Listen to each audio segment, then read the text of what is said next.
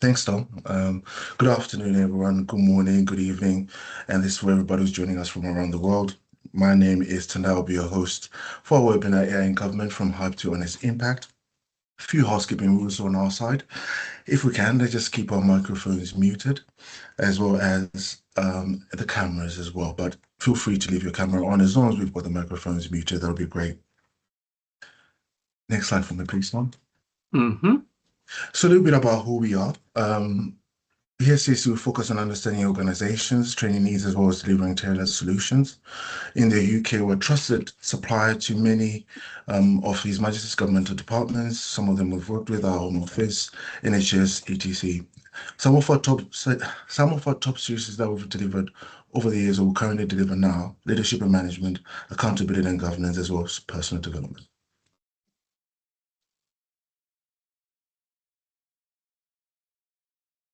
Okay, Tom? Yep. Next one. Yes, please.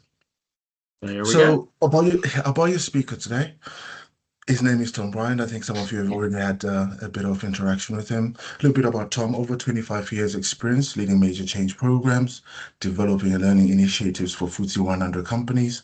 He's also a former Accenture consultant, senior advisor in the UK Cabinet Office, where he created the first digital skills matrix, as well as helped launch the government's digital academies.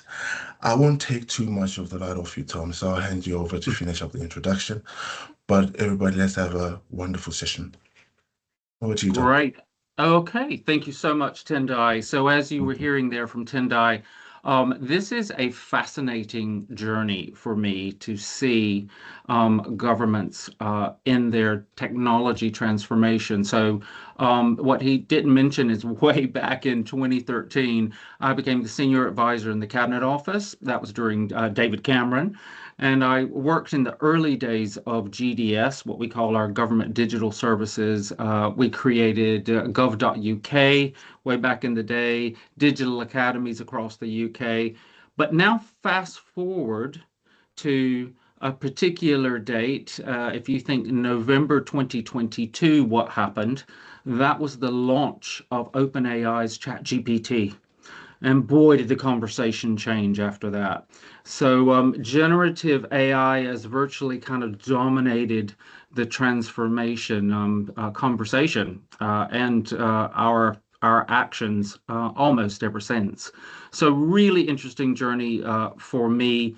I saw what was coming. I went back and I studied impacts of AI with the University of California, Berkeley. And ever since then, I've been working with many departments across the UK government, such as HM Treasury, Department of Work and Pensions, the Ministry of Housing, even the Northern Ireland Assembly. I don't know if we have anyone from Northern Ireland here today, but working with all those departments on AI enablement. So our transformation journey continues, and I want us to be able to step back together today and kind of reflect on what's happening. So today's agenda, we don't have a lot of time together. I realize that. So two quick parts to this conversation. Kind of the first one, kind of understanding the whole AI hype, because there's a lot of hype, and the reality gap that we have that we often see in government. Maybe we'll take about 15 minutes to just talk first, and then I'll pause and we'll do a 10-minute Q&A based on that. And then we'll go into part two, which is kind of then moving from that hype to really honest AI impact for government. And then we'll have another Q&A after that as well. I've got lots of slides here, lots of points that I will use just to help the flow. But honestly, I'm not worried about slides today. You're going to get the slides after this session. Tendai will tell you later. And I just want us to have a really meaningful conversation, actually. So speaking of that conversation, why does this conversation matter so much now? Well, we know that AI is dominating the headlines and expectations are really rising fast. The reality of implementation, certainly for government, is very, very complex. Public trust and accountability are truly non-negotiable for us as civil servants and for us working with government. Um, governments are navigate. So we've got a lot of governments across the world here on this call, and we are all probably very aware that all of our governments are having to navigate where to sit, between rapid innovation and really responsible governance. So that's a really real challenge for our governments right now. But I am seeing firsthand a lot of the challenges, and I want to make this very relatable and in a government context for you today. So, kind of then going into part one, that's understanding that hype. Most of you have probably seen this hype cycle before. This is from Gartner. And, every big breakthrough, like that launch of OpenAI's ChatGPT, creates a lot of excitement and a lot of attention. And expectations rise very quickly, often beyond reality. And then reality hits and kind of confidence drops. Then understanding starts to improve through real use. And then we've got sustainable value, finally realized over time. Basically, we kind of tend to overhype it. We can get a little disappointed. Then we finally figure out how to use it properly. If I think about where I see some large government departments across the UK, I think we're sitting at different places on this cycle. Some are still kind of thinking about all of the exciting expectations that this is bringing. Some are already realizing, well, it's not great at everything. As a matter of fact, it can be pretty dangerous and risky at some things. And then I'm seeing some departments already moving on through lots of good training, and I've had a great opportunity to work with a lot of the departments, finally moving over towards that plateau of productivity. Some reflections from our civil servants. It's quite convenient that we're having this call today, because our civil servant people survey came out on the 27th of February, so about a month ago. And we can already look at some reflections from that, some real positives. There is a strong belief that AI can improve efficiency and productivity. There's a high interest in using AI tools in daily work. Early use cases are showing some time savings and workflow improvements. But obviously, we're hearing about the challenges also. So we realize there can be some low confidence in using AI effectively and safely. And there is uncertainty around governance, risk, and acceptable use.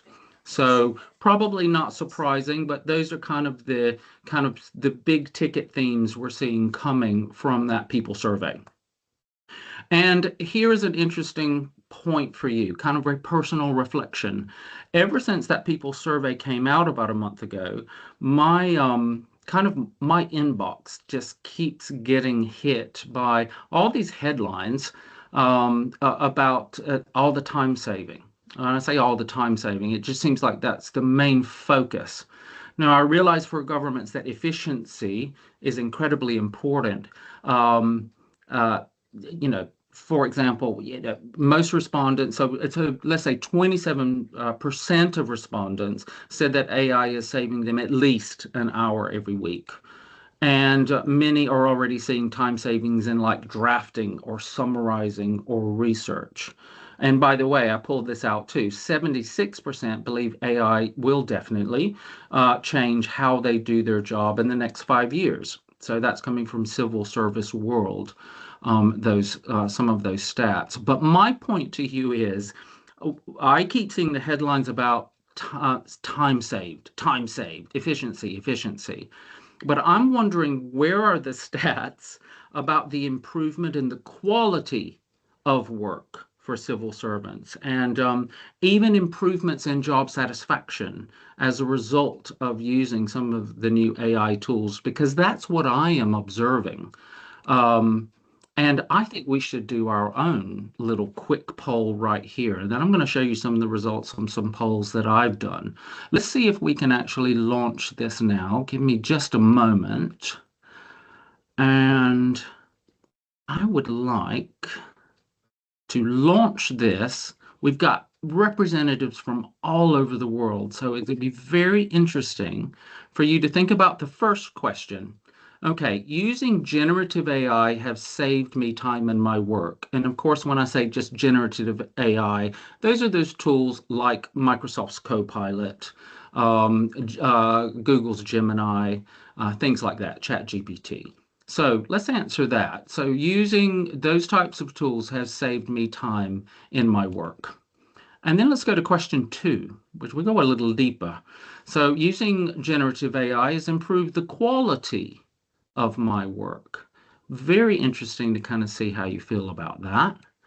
And then question three, I realize we're still kind of or a bit early maybe in this journey, but some people are actually saying there's an increase in job satisfaction because they've got this wonderful AI assistant now, and they are really using it well once they've gotten good training. So let's all hit submit, and we should start to see the actual. We've got 85 responses. Fantastic. So let me hit done on that. And let's come over here. Great. We can start to see some results. So using Gen AI has saved me time in my work. So 31% strongly agree, 44% agree. And then, of course, we've got some neutrals and disagrees. And then if I jump over, improve the quality of my work. So 17% strongly agree, 42 agree, and then we've of course got some neutrals and disagree. I wish we had more time because it would be really interesting conversation to dig down into the disagrees. And I think everyone's got a very valid viewpoint on this. We are all on a different journey. But what I have found, interesting, I'm going to show you some results of something that I just did with some of my sessions. And then number three, I would expect this to be a little bit lower because we're quite early in the journey. Using Gen AI has increased my job satisfaction. So I'm seeing that kind of 14% strongly agree, 30% agree, and then 35% neutral, and then below. So really, really interesting results. And of course, I've had to raise that above. We've got people from all over the world. I've raised it above a specific tool. I bet maybe if we started playing with polls around specific tools like Copilot or Gemini, we may even see some slightly different results. Great. Okay. Thank you so much for that. I really appreciate that. It's great to keep putting a finger on the pulse and in terms of this impact of the transformation. And so I told you I got a little frustrated when I only saw time savings as a headline that kept coming out. So about on my, let's say, probably about the last 10 sessions I've run in UK government around the use of Copilot, I did a very similar poll to what we just did. So obviously that then was about Copilot specifically. But I asked those questions. Using Copilot saved me time, is increased my quality of work, job satisfaction. And you know what? Over those 10 polls that I ran, and it's probably about 16 people per session, if I combine the kind of strongly agree and agree, it was about 87.4% said it has saved them time.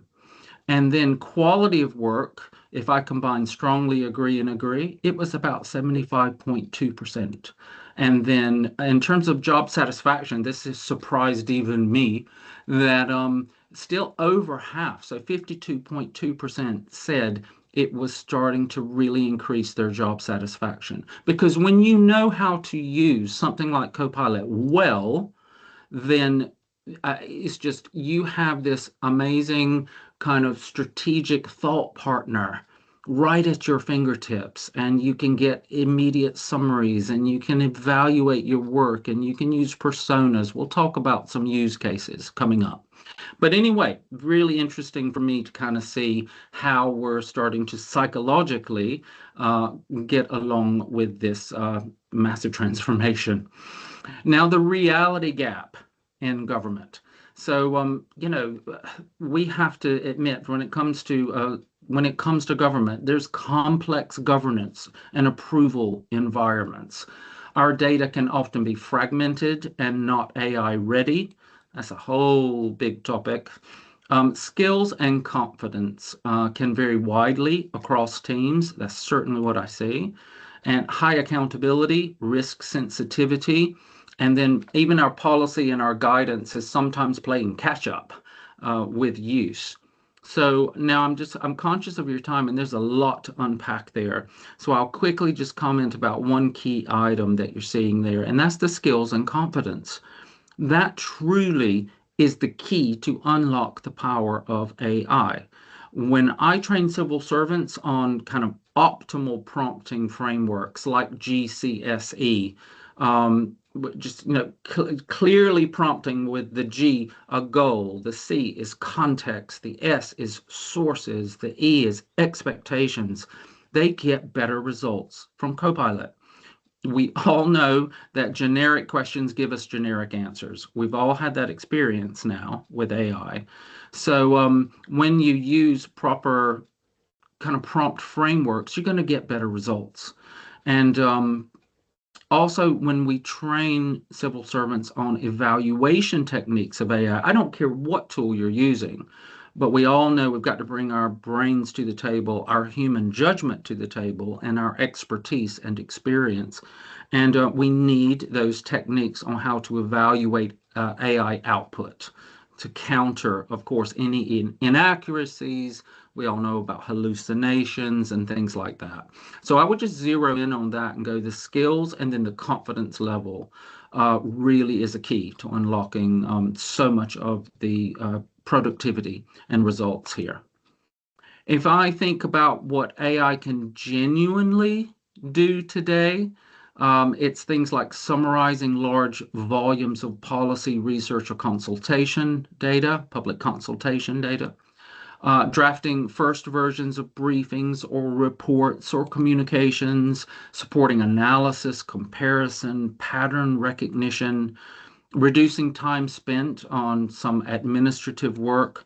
And let's look at some quick real use cases. Also, this reminds me about reduced time. I'll go ahead and tell you, something to start to look in terms of horizon scanning. The next big wave that is coming, that's AI agents or agentic AI. That's when we see the creation of agents that actually perform some of the work stream. That will be interesting then in terms of productivity and seeing how that goes. But that's the next big wave, agentic AI. That is already starting to happen. So, what am I seeing? Kind of some real life examples across our UK government. For example, the MHCLG, which is the Ministry of Housing, we designed hands on workshops tailored for teams like policy, operational, and delivery teams. So we could what I call workshop the prompts together and tailor prompts to their particular work streams. So that was really successful for them in-house. The Treasury, for example, creating personas in AI. If you don't know what I mean by that, that's some homework. Have a look at creating personas in AI. So in the Treasury, we created a persona of like a deputy director or a persona of a minister. And so we could test spending reviews against those personas. Absolutely fantastic. DCMS, so Department of Digital Culture, Media and Sport, as well as Government Property Agency, those departments are actually still on Google. And so we just tailored their materials to Gemini because that's the tool that they're currently using. But as I said before, best practice in prompting and evaluation of output, that applies, no matter what AI model you're using. I know some governments, by the way, have created their own in-house GPTs, and that's fine. But good prompting best practice applies. The principles apply. I don't care what tool you're using. And then lastly, the MOJ, even more creative. Working with Civil Service College, did a fantastic course with the MOJ, and we got super creative and used AI to role play and role play kind of improving teamwork and collaboration. So that's just a really quick dance through some real world case studies. Before we get to our question section here, I think it's important then to say what AI cannot do well, and that is certainly replace human accountability and decision making. Okay. Fully, AI cannot fully understand the political and the organizational and the cultural nuance that we still have now. Obviously, it's getting better, it's learning, and the tools are evolving, but fully understanding nuance around political and cultural nuance, no. It also cannot guarantee accuracy, completeness, or even truth. We all know that there can be inaccuracies in AI and there can be hallucinations, and that's why training civil servants on how to fully evaluate accuracy, how to fully evaluate things like bias in language, things like that, incredibly important. It cannot exercise judgment in high stakes or sensitive contexts, and it certainly cannot take responsibility for outcomes. We ultimately, as the human in the loop here, we are ultimately responsible for the outcomes. So it's kind of as I always say about Microsoft Copilot. Remember, it's Copilot, not autopilot, and for any output, it's always test, not trust. Test, not trust. That is my bottom line when it comes to output. Okay, I'm going to pause there for a moment because that's a quick spin through some of the hype and some of the reality. So I want to give us a chance to have a good conversation here. So Tendai, I wonder if we've gotten any good questions in the chat while I've been talking. Well, there's Joe. I think Joe is asking. There was just generally monitoring the chat box. I think the Erica and Joe. Joe is asking how is this no hype? I think this comes from Erica's comment regarding 28% of people disagreeing that generative AI has increased job satisfaction. She finds that Mm-hmm. interesting. So I think if we can probably touch on the fact that probably ask why everybody feels why the 28% disagree that generative AI has increased job satisfaction. That would probably be the best way to start because Okay. everything's Okay. about hype. Yeah. Yeah, okay. So if I got that clearly, let's talk about job satisfaction. So what I've observed and what I've been hearing is that once someone is really properly trained on optimal prompting and really know how to ask a good question in order to get good contextual output, I mean, that's an amazing jump forward when it comes to things like getting a V1 or a version 1 of a policy document, things like that. And that's a massive jump. And then when you know how to truly evaluate for the output and evaluate for accuracy, and basically at the end of the day and working through all of that, you have this strategic partner. And I always tell people as well, and I think this is about a little bit impacting the job satisfaction. I go, do you all realize you should turn the table on Copilot? Too many people are using AI or Copilot as a vending machine. Here's a question, give me an answer. Here's a document, give me a summary. Yeah. When we can turn the tables and so, for example, say, Copilot, I'm now starting to work on a new policy area. I need to get my head around that policy area. Copilot, ask me a series of 10 questions, one at a time, that challenge me to critically think about all the considerations I need to be thinking about in this new policy area. Now, that is using AI as a strategic thought partner. And when people are doing that, I'm hearing that their actual job satisfaction is going up. Fascinating conversation. Next, Tendai. So I've got another one here. Curious to know, this is from Anthony. Curious to know, no real world case studies were given for healthcare. Is it related to need for human accountability and who takes responsibility? I'll read that Okay, all again right. for you. Yeah. Yeah, read that again. So curious to note, no Hmm. real world case studies were given for Yeah. healthcare. Is it Hmm. related to need for human accountability and who takes responsibility? Thanks, Anthony, Okay, for your all question. right. Yeah. Yeah, okay, fascinating question. Thank you so much for that question. The easy answer to that is I've just not worked with the NHS yet. So I just didn't have any health case studies in there. I didn't want to just give you case studies out of a book. I wanted to give you real world things that I have seen and experienced myself. So I just haven't worked with our National Health Service, so I don't have those specific examples. But when it comes to your broader question of who is ultimately accountable, that is a very strong message through any of the transformation the work I do with government, no matter what the department is, even health, if that comes along. And that is, we as humans are ultimately accountable. Um, we know going into this that there is risk using AI. And so, if you turn it specifically onto health, I know AI is massively impacting the medical and health sector.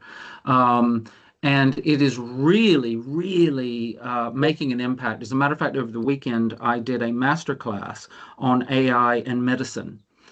Just curiously, I did that over the weekend. And so AI is making a massive impact, but you still want the human in the loop, or in this case, the doctor in the loop, to make the final decision. So I think we could talk about that for hours, but yeah. So human in the loop, doctor in the loop, doctors and humans are still making the final decision. AI is massively powerful to help us get to a quick diagnosis. Okay, one more. So, thanks to everybody for sharing some comments as well as your questions. The next question will be, so even before AI, we used to talk of digital divide. What can you say about those on the lower ladder of the divide to benefit from AI? Which I think is a very Oh, interesting question. oh my gosh, that's an absolutely brilliant question. And it's one Mm. of the powers of the impact of AI worldwide.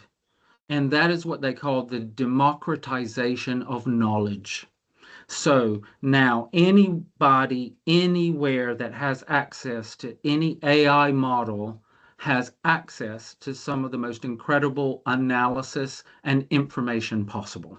So, if you think about how these models learn and how they're trained on millions upon millions upon millions of texts and documents. All of our historical data goes into an AI model. And if you have access to any AI model, you can ask good questions and get good answers.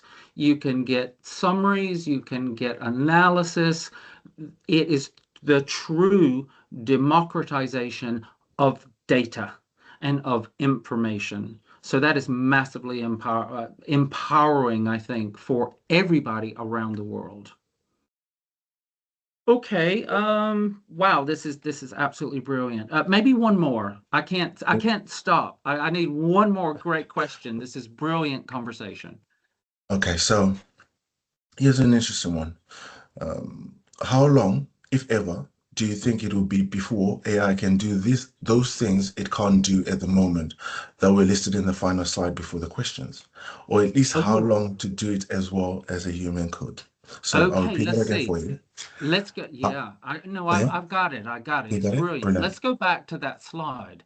So let's see. Replace human accountability and decision making. Never replace human accountability. If I think about it, um, we are far. By the way, it's such an interesting conversation here about. So many people fear. There can be a lot of fear around AI, and of course, there will be things like some job displacement. But in terms of the kind of Hollywood narrative of the robots rising up and taking over the world, nowhere near that. And our human accountability still stands first. At the end of the day, AI right now, and for the foreseeable future right now, AI is a tool.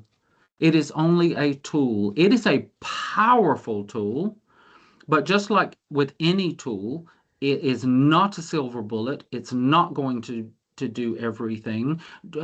If you think about a hammer is a fantastic tool, but it's not great for everything. And it's the same with AI. Now, AI is evolving.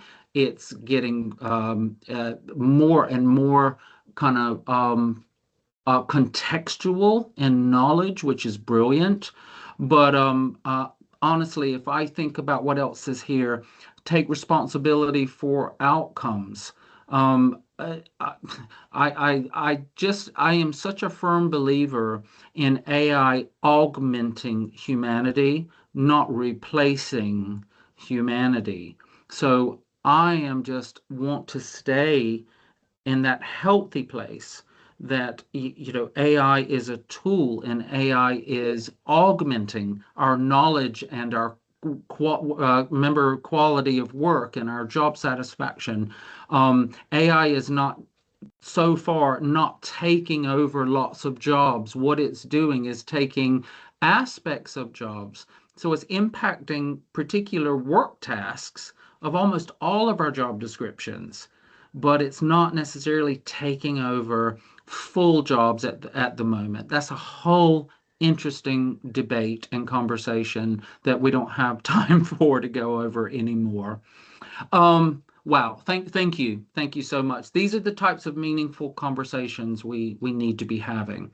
If I just jump quickly to part two, and let's go through a little bit of that information and then allow even more time for Q&A again. I think that's important.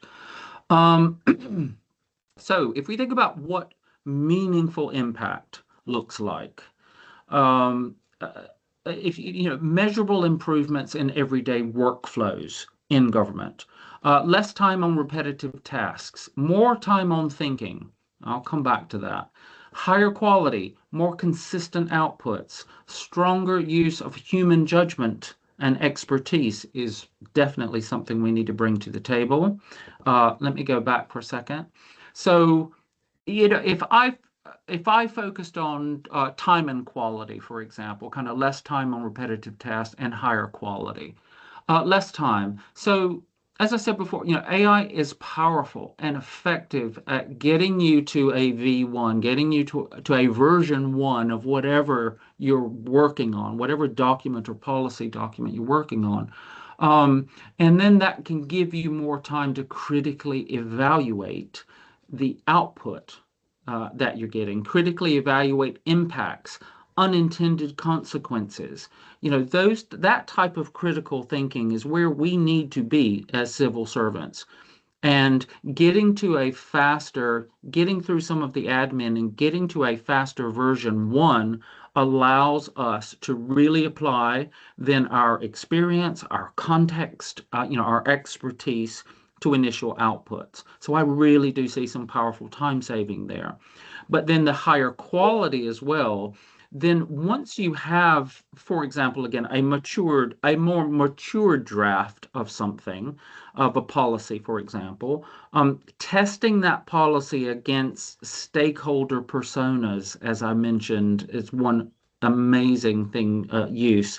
So testing a policy against critical stakeholders or an impacted member of the public, things like that.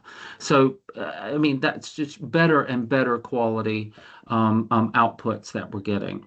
So, really two big points there on time and quality. Where departments can get stuck.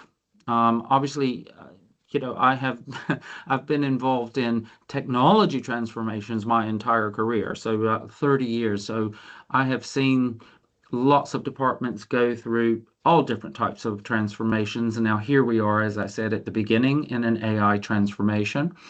And a lot of these things still apply that I saw initially 30 years ago. Things like unclear ownership and accountability of AI, low confidence and limited practical skills. I've mentioned that several times already. Uncertainty around governance and risk. I know in government and civil service, in particular, governance and risk is a massive consideration. Um, I see a lot of isolated pilots happening in some departments, kind of with no particular scaling up plan. Um, and then often it's just no clear definition of success. Sometimes you go back to that hype cycle.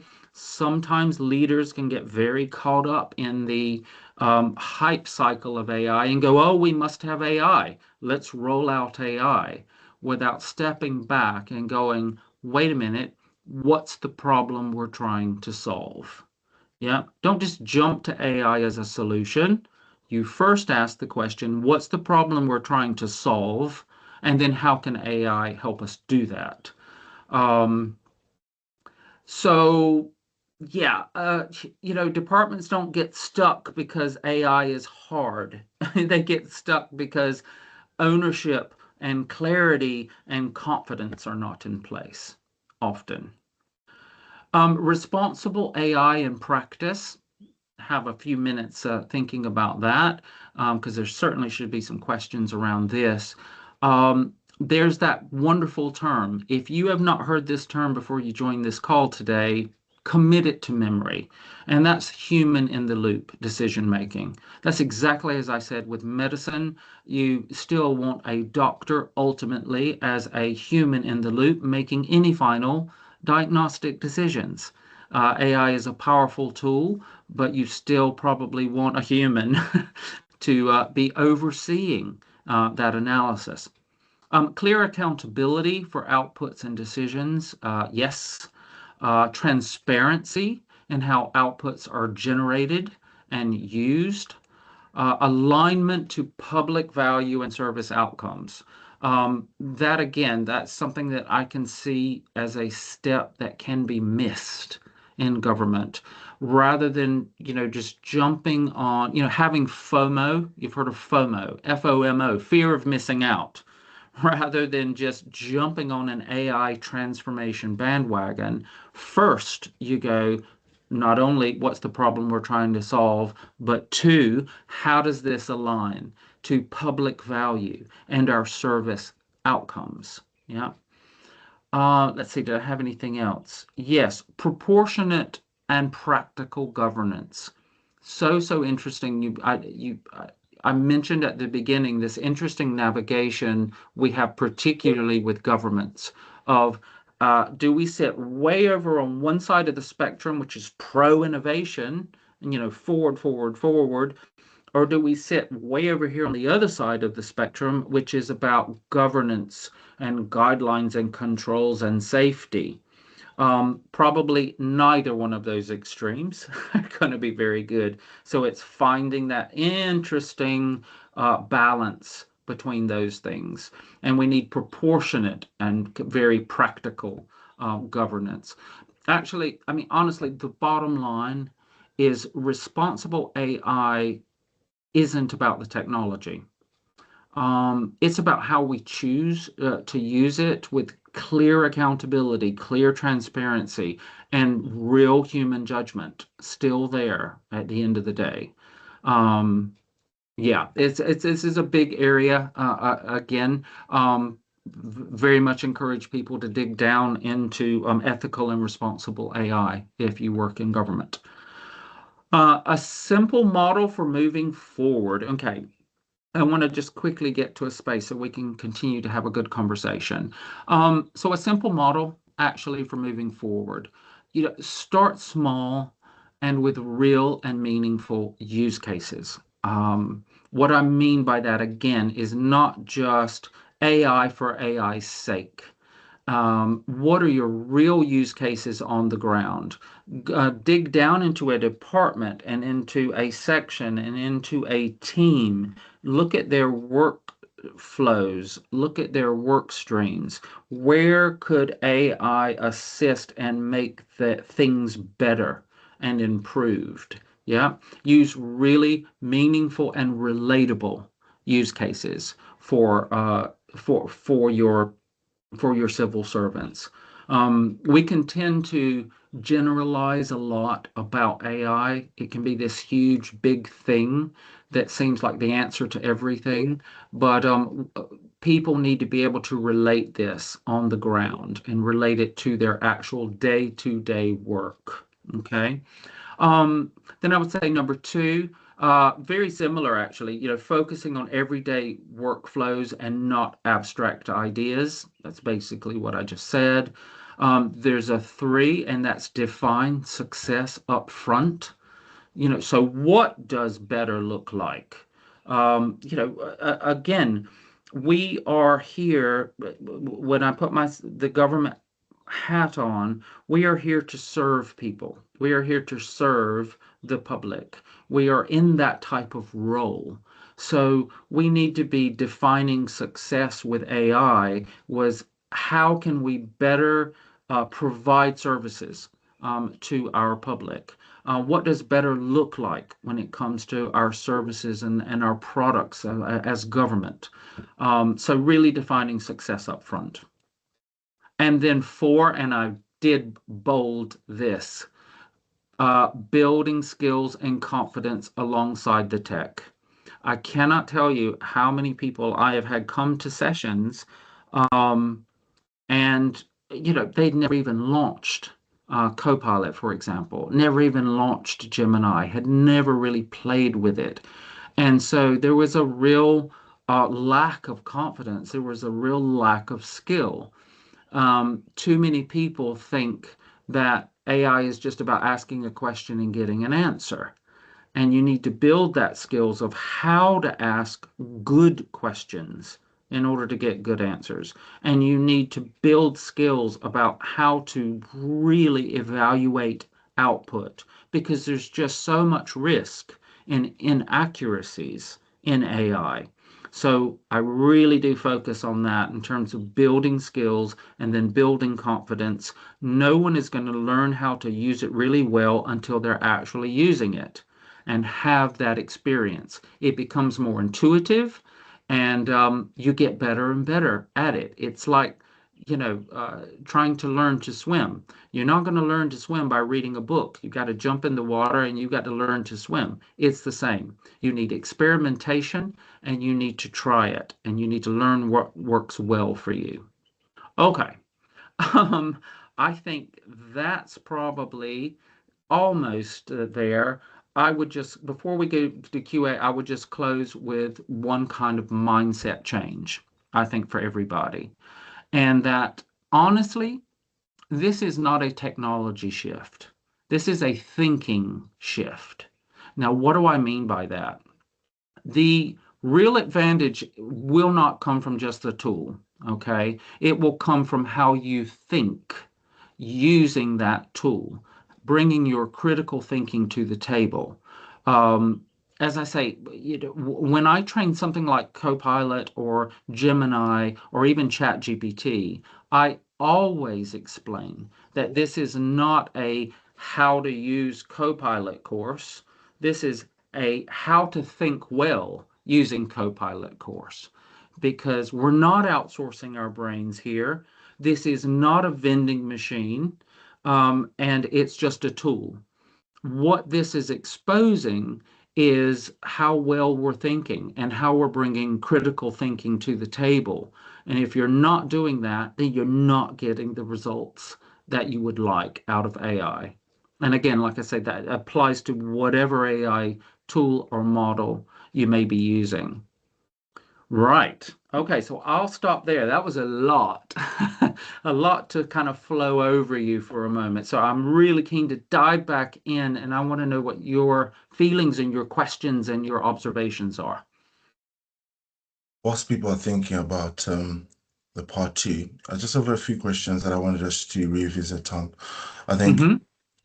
starting off with Joe, because Joe had his hand up earlier on. So he Mm-hmm. said, "Hi, Tom. I think some of what you're saying needs to be challenged. What you described earlier is the opposite Good. of democratizing data. You Mm-hmm. literally say the phrase, if you have access, what you have described is the control of access. Then there's obviously hallucinations and bias in output. You also Yep. mentioned biases in AI, then say that human confidence is what's the main problem, but you can be confidently incorrect. Confidence isn't Mm. the issue, it's understanding or lack thereof, which is the Yeah. problem you may be meant to identify. You also haven't Okay. mentioned that the hype is elevated by an entire industry trying to sell benefits of AI, but not to implement it, to consult on it. This is the cause of the hype. This is a huge challenge facing the public sector and public contracts versus lucrative for these companies. You also excuse the inaccuracy of AI, putting the entire onus on the user, not even the development design. From my perspective, this Hmm. conversation has brought us towards the hype, but has not sought to go beyond it. What do you have to say? Oh, okay. Well, you said a lot there, I Tendai, so know. at once. So let me pick up on a couple of the threads that I think I got. One, the democratization of information. So it's a really good point, and all of this is nuanced. It truly is the democratization in many ways of data and access to data and information across the world. Access, okay, yeah, obviously, access can be a challenge depending on the country, depending on where you are. So I think that goes without saying. If access is an issue, then there's less democratization of data. But there is, but you have to admit and realize that so much data summarized and captured in an AI tool that uses something called NLP, so natural language processing. You can use NLP to ask almost any type of question and you will get an answer. Now, you will get an answer. But now I picked up on another thread that you mentioned there from the participant Tendai, and that's confidently incorrect. That's something we have to again be so careful of, is that we all need to realize that all of these tools are programmed to give you an answer. These tools want to make you so happy, okay? They will give you an answer. And they can be, as I think I heard there, really confidently incorrect.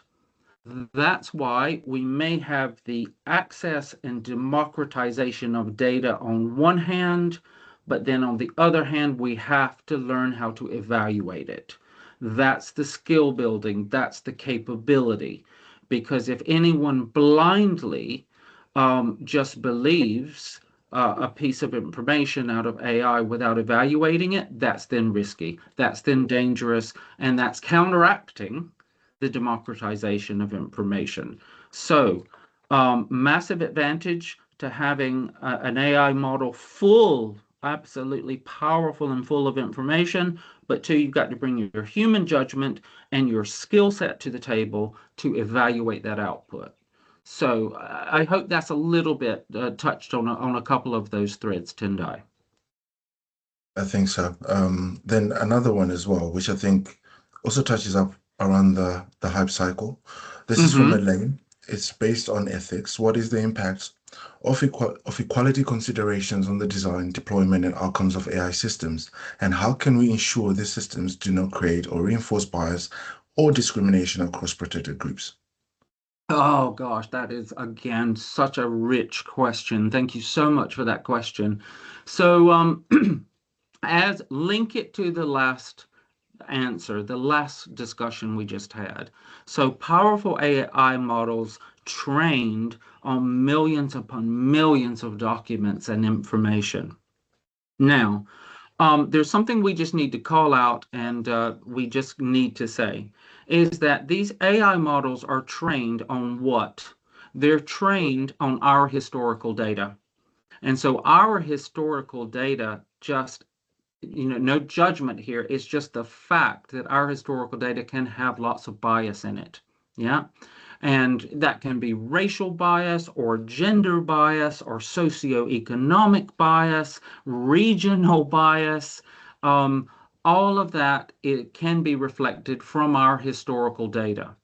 So we as civil servants and in government in particular need to be very aware that that can happen. So it's all part of that evaluation technique to really look for bias in output. And by the way, let me say this is even more nuanced. A lot of times when we talk about bias, a lot of people immediately go to the big ticket items, the racial bias or gender bias, etc. But there is bias in language. So I spend a lot of time working with departments on looking at bias language. And I'll give you an example. There was one a couple of days ago about there was some AI output we analyzed, and it said something about middle class values and solutions to middle class values, not recognizing lower income families or something like that. So there's things like middle class values. What is that? How are we defining middle class values? How are we defining lower income households? How are we defining things like disadvantaged? Some parts, elements of society are disadvantaged as opposed to others. We have to be very careful also on bias language. So again, I could teach a course on that. I need to stop. But it's very, very interesting looking at the bias. Basically, at the end of the day, we need to be aware that bias is reflected back from our historical data. So we need to be incredibly careful with that. Okay. Another one for you, Tom. So Shafal, if apologies if I spell it, if I say pronounce it incorrectly. So he asked what of the security risks. However, to link it up with Naledi's question, what about AI and ethics, privacy, data protection, and safeguarding children? Okay. Okay. So the question's around security risks and privacy, things like data privacy. Okay. Exactly. Again, really, really, really important. Um, I would hope that all governments on this call, obviously, we are using what you would call a secure tenant when it comes to your AI models. And what I mean by that is if you take Microsoft Copilot, for example, our UK government departments have a license from Microsoft and a secured tenant. That means none of their department's data is going external. It is ring fenced. There is a firewall around that data. So none of our department's data is going external to train an external AI model. You can imagine they'd love that, but no. We make sure that we've got data privacy and data security and absolutely secured tenants. And every single one of our Copilot applications, when you open it up, there's a big green shield over on the top right. And you know that that shield is represented that there is secure data. Never lift above that. Never, ever would we recommend, of course, using a public AI model for any sensitive information, any government information, because obviously it goes without saying when you do that, that information is going into the training of a public external model. So we have policies and data privacy policies in UK government around the use of tools and to what level of classification we even put into our secure AI model. So a lot of UK departments, the policy is you can input data up to and including official sensitive. I think that's the government classification, up to and including official sensitive. Um, so yeah, you need to write policies in place and you need to have tools that are AI models that sit within a secure tenant. Okay. So this is an interesting one regarding the barriers. So what is the biggest barrier for what I can see? So the one of the biggest barriers, this is from Hmm. Zena, that she can see is the mindset change in the civil servants. Hmm. That's the barrier facing AI at the moment. So she's saying that's the barrier facing AI is the mindset change in the civil servants. That's the biggest barrier. What would you say to that, John? Yes, well, absolutely. So I would love to know what mindset she is thinking of. I don't, it doesn't sound like there's any more detail there. So Yeah. let's unpack that for a moment. A Zena, if you mind, can, if yeah, yeah, if Zena can expand that for us, that'd be great. Another one for you. yeah. Um, biggest barriers for, so this is from Rachel. Biggest barriers for us is engagement, our willingness to learn new skills, mistrust of the technology and how it can help, fear of the Hmm. unknown, myths around the dangers, and by this I mean the horror stories. Like Yeah. all tools, AI can be incorrectly used. We all need to start thinking like we are programmers. Yes. That Okay. one. Yeah. So great. I mean, it's absolutely true. Yes, And I think that that is part of, so that could be part of that mindset from from the other question, is also the hesitation. When people don't feel that it's clear, what are the guidelines? What is the policy? What information can I put in and I'm not allowed to put in? If there's no clarity around your policy, and that policy is not communicated well, then people will be hesitant naturally to use it. So I would say breaking through some of the mindset, breaking past some of the horror stories, is having real open, honest conversations like we're having here today. Have those conversations with your people. Look at the risks, understand the risks, and then most importantly, understand the guidelines, the guardrails, the policy that you have in place so people can feel confident enough to then experiment and use. And as I said earlier, it's not until you actually start experimenting and really finding out what it's good at and what it's not so good at, um, not until you do that are you going to get the level of confidence that you want in your people. Right. I'm just gonna probably read out a couple more. Hmm. There's a question that's been floating here. Just bear with me. So, to what extent do AI transform good governance? That's one. So I'll probably ask you to pack that one, Tom, so you can answer that. Then I'll just ask you to probably hear this one out, one of the barriers. Hmm. So the biggest barrier, I think, is the cost of learning, the skills and of using the different models for the staff, and the lack of clarity on how it should be implemented by civil service. Is there as there is difference in competency and knowledge levels. So Hmm. that's one of the biggest barriers that one of the other organizations is facing. So I'll repeat that again. The biggest barrier, I think, is Yeah. the cost of learning the skills and of using the different models for the staff and the lack of clarity. So Yeah. these are on the cost. So there's about two or three around costs. Hmm. Um, and then if we can just go back to that question, to what extent do AI transform good governance? And I think that'll be, yeah, then just put it on the next slide for me as well, Tom. Okay, certainly. Yeah, I'll go ahead and jump over there. Let me just jump to so that barrier around cost. Obviously, there's a cost to really, really good training.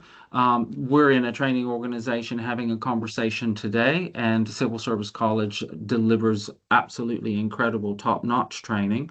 But I would say outside of that, there is also the democratization of skill building. There is so much training online and training we can go to, and even in the various tools, there's so much good training there. So that's a starting place. I know we still need to get our budgets and we still need to have really good quality training. So that's a challenge, and we face that no matter what transformation we're going through. The governance challenge, again, we're really limited on time. I would say governance. I would encourage everybody here, just to get us to the end, to at least look at one good example, and that is the AI playbook for the UK government. A lot of work has gone into that, and it's kind of our standard, our best practice. So if you can beg, borrow, and steal from the AI playbook to the UK government, please do. Okay. And I'm just Thank you very conscious of much. time, Tendai. No, no, that's fine. Thank you, Tom. Once again, thank you everybody for taking part. I'm sorry if we didn't manage to get to your questions. As you can tell, AI is a very interesting subject for us and for everybody. But I do want to thank everybody once again for making that time. Now, regarding the slides, you'll be receiving the slides in the next 24 hours. In fact, I'll probably say the video will also be up on our YouTube channel in the next 72 hours. So if you can, if you have any more questions, please feel free to send them through to our chat box. We try and answer them as much as we can. But in the meantime, if we can give Tom a round of applause and thank you for supporting us. And Thank you. if we can Yes. as well, we'll see you in our next webinar. But Yeah. Thanks, everybody have a lovely remainder everybody. of the day. Yeah, thank you everybody for joining, and I really appreciate the engagement level. I mean, it's an absolutely brilliant. I can't wait to go back and look at the chat now properly because I wasn't able to see it. So thank you so much for joining, and thank you so much for the engagement. Absolutely brilliant questions. There's a few hands coming up, I think. Let me have a look if we can answer them now before we leave. So what do we have? Gabriella, Yeah. if you can unmute yourself, what's your question?